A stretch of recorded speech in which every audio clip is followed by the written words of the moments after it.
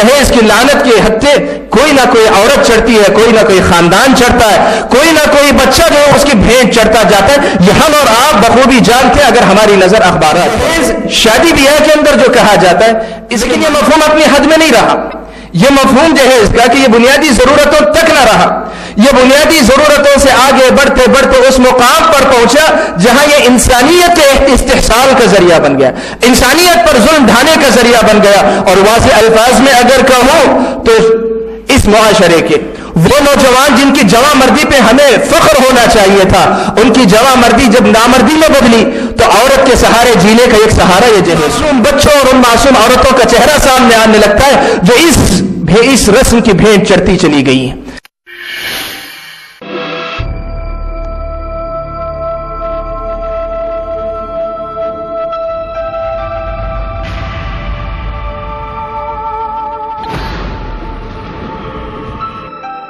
इन्होंने दीपिका बजाज जी ने तकरीबन 8:30 बजे करीब इन्होंने पीसीआर कॉल भी किए हैं और ये इन्होंने ये बताया है अपने ये ससुराल वालों ने इसको जलाने के लिए कोशिश कर रहे हैं और इसको अपने आप बताने के लिए अंदर बेडरूम के अंदर जाके लॉक कर दिए।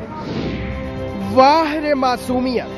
इसी मासूमियत से दिल्ली वाले उम्मीद लगाए बैठे हैं अपनी हिफाजत की और दिल्ली के पुलिस कमिश्नर इसी भरोसे वर्ल्ड क्लास पुलिसिंग का सपना दिखा रहे हैं देश की राजधानी को। कहानी समझ गए होंगे आप। डीसीपी साहब के हिसाब से सुबह करीब 8:30 बजे चंदन नगर की दीपिका बजाज ने पुलिस को फोन किया कि उसका पति आदित्य बजाज उसे जलाकर मार डालेगा।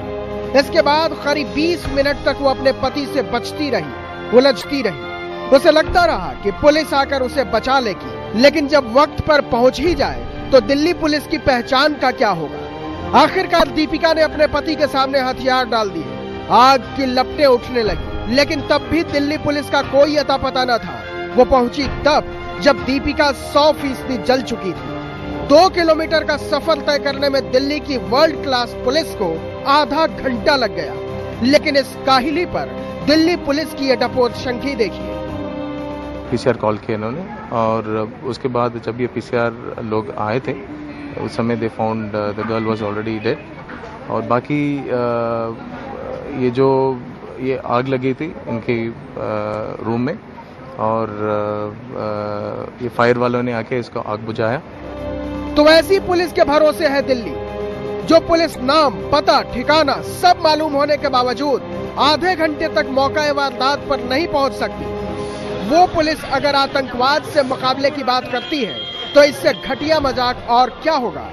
और सुनिए, दीपिका बजाज ने उसके पहुंचने से पहले दम तोड़ दिया और आरोपी पुलिस को मिल नहीं रहा। अब उसको आज जला के मार दिया। 2 दिन पहले मैंने कंप्लेंट भी करी हुई है। मेरे को और मेरी बहन को धमकी दी थी, तुम्हें मार देंगे, तुम्हारा कोई केस नहीं बनेगा। मैंने पुलिस को पहले कंप्लेंट दी हुई है, कमिश्नर को कंप्लेंट दी हुई है, लेकिन कुछ नहीं उन्होंने। परिवार का रो रो कर बुरा हाल है। 6 साल की अनन्या की तो दुनिया ही उजड़ गई है। मां जलाकर मार दी गई और इल्जाम के बाद पिता फरार है। पुलिस ने दीपिका के सास, ससुर और देवर को हिरासत में ले लिया। Now, an ancient marriage custom is leading to a life of suffering for many women in Bangladesh. The dowry is the payment of money and goods by a woman's family to her new husband. It's officially banned in Bangladesh and in India, but it still goes on, and increasingly it comes with abuse. The statistics are hard to find because the crime is underreported, but in India it's estimated more than 6,000 women die every year from dowry-related abuse. In Bangladesh, nearly 66% of the women murdered in 2005 were victims of dowry-related domestic violence. Tony Bertley reports now from Dhaka on how the demand for dowry is leading to torture and even death.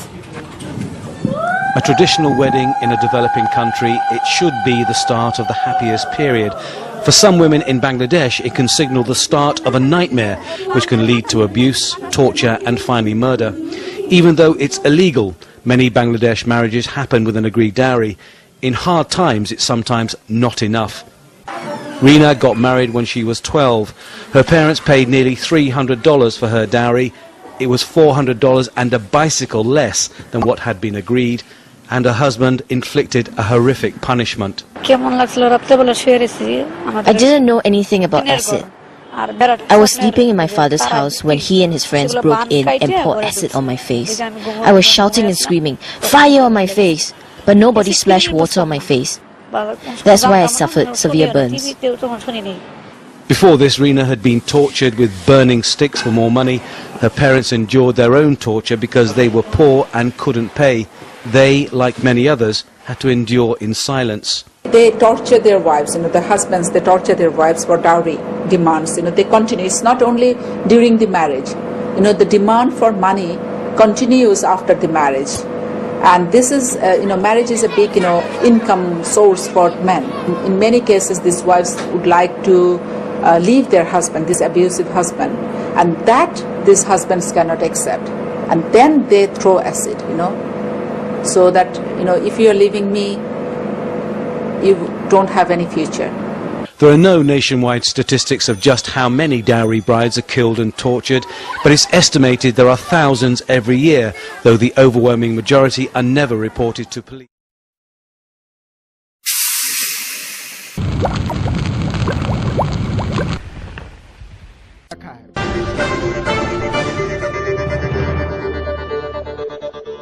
मैंने अंग प्रदर्शन इसलिए किया था कि किसी गैर आदमी ने मेरे ऊपर हाथ उठाया है।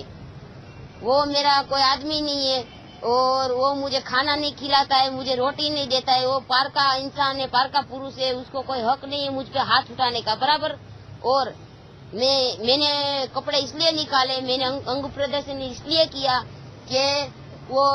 कि नारी जाति का अपमान पूरा हुआ है, किसी ने मुझे न्याय नहीं दिया है। मैंने बोला कि उन लोगों को पकड़ो, उन लोगों को चूड़ियां पहनानी चाहिए, क्योंकि और कभी किसी औरत को हाथ कोई आदमी कोई इंसान उठाना नहीं चाहिए।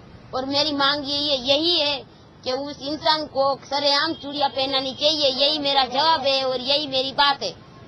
और आगे ये है कि मेरी सास और मेरा आदमी दोनों मुझे मानसिक त्रास देते हैं और मेरे को बहुत परेशान करते हैं। मेरे को यूँ बोलते हैं कि तू अपने माँ बाप के वहाँ से पैसा ला, और पैसा मैं कहाँ से लाऊं। मेरे को ये बोलते हैं कि तू मेरे को छूटा छेड़ा कर दे, मेरे को छूटा कर दे बराबर।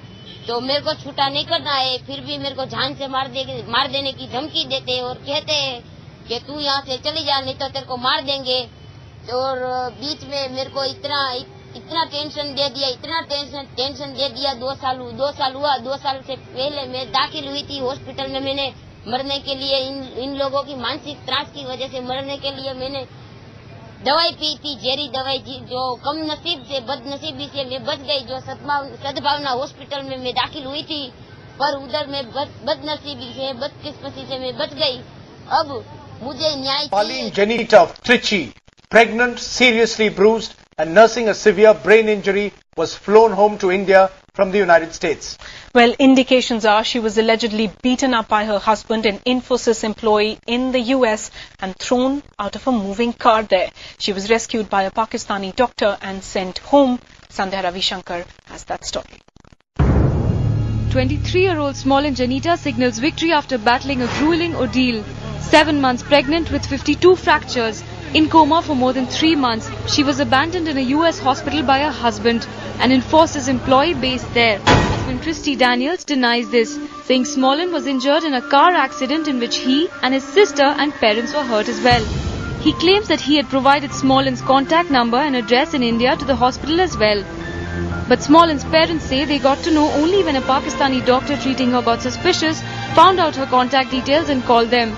They are now filing a police case against Janita's in-laws.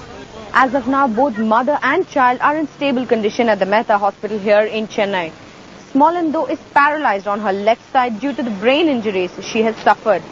But Smolin is a case in point of how dowry harassment is not limited to just the uneducated and the